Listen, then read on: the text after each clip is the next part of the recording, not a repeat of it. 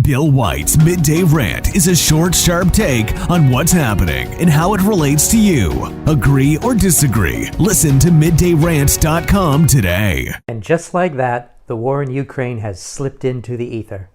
Dobbs v. Jackson Women's Health Organization, or Dobbs, is a case pending before the U.S. Supreme Court that deals with the constitutionality of a 2018 Mississippi state law that banned abortion operations after the first 15 weeks of pregnancy.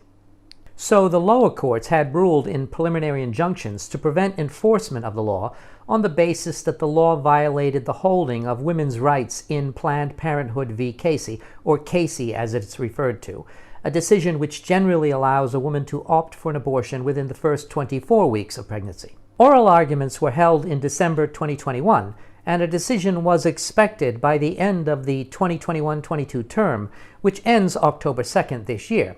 But yesterday, POLITICO obtained a leaked Supreme Court draft majority opinion, and that draft suggests that the Supreme Court is prepared to overturn both Roe and Casey. According to this draft opinion, Justice Alito is said to have written, quote, "Roe was egregiously wrong from the start," end quote. Alito continued, quote, "We hold that Roe and Casey must be overruled. It is time to heed the Constitution and return the issue of abortion to the people's elected representatives," end quote. Well, you'll get no argument from me there.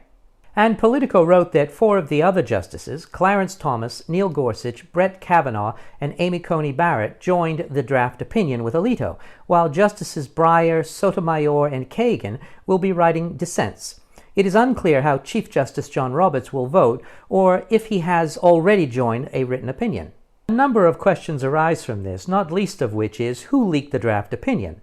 From my Twitter feed, the knee-jerk reaction and majority appear to support the guess that the document was leaked by a leftist clerk who naturally leaked it to Politico, a known lefty publication. But I'm not so sure about that. Supporters of the trending Twitter opinion say that the draft was leaked to pressure the justices and to provoke the leftist mob to riot, as they do so often, hoping to force the justices to change their opinion. That plan seems too easy and quite unlikely. Supreme Court justices are unlikely to submit to mob rule. However, knowing how the left would react, I believe a conservative, either one of the justices or a clerk working there, released the draft opinion now, rather than a month before the midterm elections.